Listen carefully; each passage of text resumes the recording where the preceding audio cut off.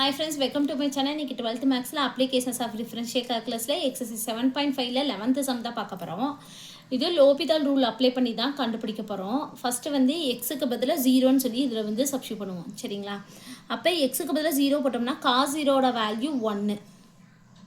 பவர்ல 1/0 square 0. 1/0 னா infinity. நமக்கு தெரியும். அதாவது cos 0 னா 1, 1/0 அப்படினா இன்ஃபினிட்டி. சரிங்களா? அப்போ 1 பவர் இன்ஃபினிட்டி இன்டிடெர்மினேட் ஃபார்மில் வந்துருச்சு. ஆனால் வந்து ஃப்ராக்ஷனில் இல்லை. அதாவது நியூமரேட்டர் இருக்கணும், டினாமினேட்டர் இருக்கணும். அப்படி எதுவுமே இல்லை. அப்போ இதை வந்து எனது லோபிதால் ரூல் வந்து அப்ளை பண்ண முடியாது. அதனால என்ன பண்ண போகிறோம்னா y is equal to எடுத்துக்க போகிறோம். அப்போ y is equal to cos x the whole power 1/x squared. இது பவரில் இருக்கிறதுனால ரெண்டு பக்கமும் log எடுக்க போகிறோம். அப்போ log y is equal to log x பவரில் 1/x squared.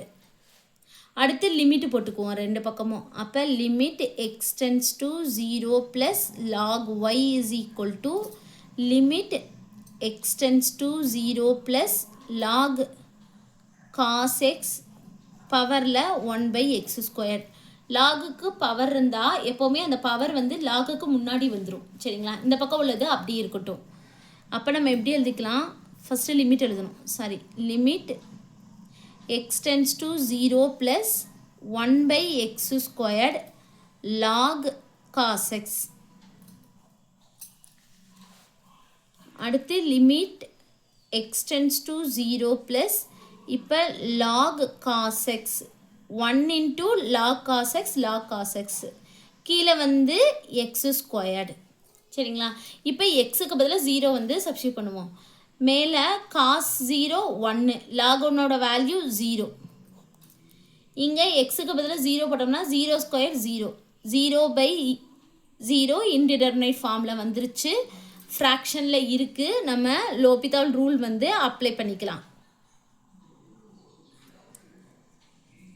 இப்போ அப்ளை பண்ணால் ஃபஸ்ட்டு லிமிட்டாக அப்படியே எழுதிக்கணும். Limit x tends to 0 plus இங்கே மேலே வந்து தனியாக டிஃப்ரென்ஷியேட் பண்ணணும், கீழே தனியாக டிஃப்ரென்ஷியேட் பண்ணணும். இப்போ மேலே தனியாக டிஃப்ரென்ஷியேட் பண்ணோம்னா log cos x. அப்போ log xன்னு அர்த்தம். log x டிஃப்ரென்ஷியேட் பண்ணால் 1/x. இங்கே எக்ஸுக்கு பதிலாக cos x இருக்கிறனால நம்ம cos x எழுதிட்டோம். திருப்பி இந்த cos x டிஃப்ரென்ஷியேட் பண்ணணும். cos x டிஃப்ரென்ஷியேட் பண்ணால் மைனஸ் sin x. ப்ராக்கெட் போட்டுக்கோங்க, ஏன்னா இது ரெண்டும் மல்டிபிளில் இருக்குது. கீழே வந்து x பவர் nல் இருக்குது, n into x power n minus 1. அப்போ 2x. சரிங்களா? இப்போ sin by cosனால் நமக்கு தெரியும் tan. sin x by cos x அப்படின்னா tan x. இப்போ அதுக்கு நம்ம ஃபஸ்ட்டு மாற்றிக்குவோம். மாற்றிட்டு அதுக்கப்புறம் எக்ஸுக்கு பதிலாக 0 போட்டுருவோம். ஃபஸ்ட்டு லிமிட் அப்படியே இருக்கட்டும். மைனஸ், இந்த மைனஸ் இருக்கலாம், அந்த மைனஸ் tan xன்னு ஆறிடும். மேலே கீழே வந்து 2x. இப்போ எக்ஸுக்கு பதிலாக 0 போடுங்க. அப்போ tan 0 நமக்கு தெரியல. tan 0 வந்து 0 தான், நமக்கு தெரில அப்படின்னா இதில் போடுவோம். sin 0 நமக்கு என்னது 0, cos 0 1, 0/1 0 அப்படி போட்டு நம்ம எழுதிக்கலாம். சரிங்களா? 0 2 into 0 0, 0/0 இன்டிடெர்மினேட் ஃபார்மில் வந்துருச்சு. திருப்பி நம்ம லோபிதால் ரூல் வந்து அப்ளை பண்ணிக்கலாம்.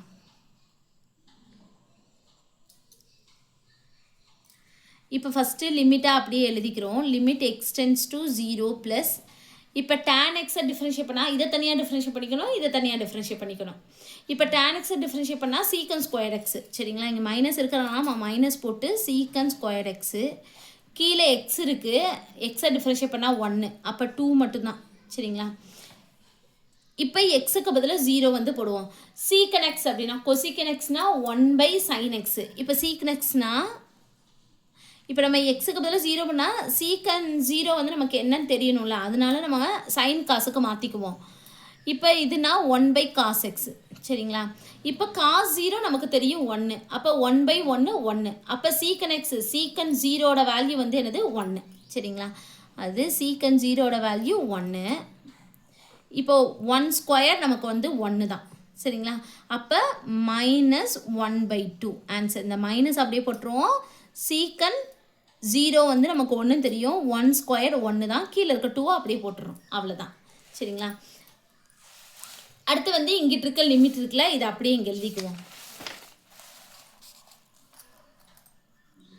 இப்போ அப்போ limit x tends to 0 plus log y is equal to -1/2. சரிங்களா? இப்போ இதை வந்து எப்படி எழுதலான்னா லாகை ஃபஸ்ட் எழுதிட்டு லிமிட்டை உள்ளே எழுதிக்கலாம். சரிங்களா? நிறைய சமயம் இப்படி தான் நம்ம பண்ணியிருக்கோம். இப்போ இந்த லிமிட்டை லாகுக்கும் ஒய்க்கும் நடுவில் நம்ம கொண்டு வந்துடுறோம். அவ்வளோதான். இந்த இதை நம்ம இப்படி மாற்றி எழுதிக்கலாம். -1/2. திருப்பி இந்த லாகை வந்து என்னது ஈக்குவல்ட்டுக்கு இந்த பக்கம் கொண்டு போகும்போது இ பவரில் போகும். அப்போ limit x tends to 0 plus y is equal to e power -1/2. சரிங்களா? இப்போ நம்ம ஒய் என்னென்னு எடுத்துருக்கோம், அதுக்கு முன்னாடி வந்து இதை மாற்றிக்குவோம். அதாவது limit x tends to 0 plus y is equal to இப்போ இ பவரில் -1/2 இருக்குது. 1/2னா நம்ம இது எக்ஸு 1/2னா நம்ம எப்படி எழுதுகிறோம், ரூட் எக்ஸ்னு எழுதுவோம். இதே இது மைனஸ் இருந்தால் நம்ம இது 1/√xன்னு எழுதுவோம். அதே தான் ஈக்கு இ இருக்கிறனால எக்ஸுக்கு பதிலாக ஈன்னு போடுங்க. அப்போ 1/√e. இப்போ நம்ம ஒய்க்கு ஒய்ன்னு வந்து நம்ம என்னென்னு எடுத்திருக்கோம்,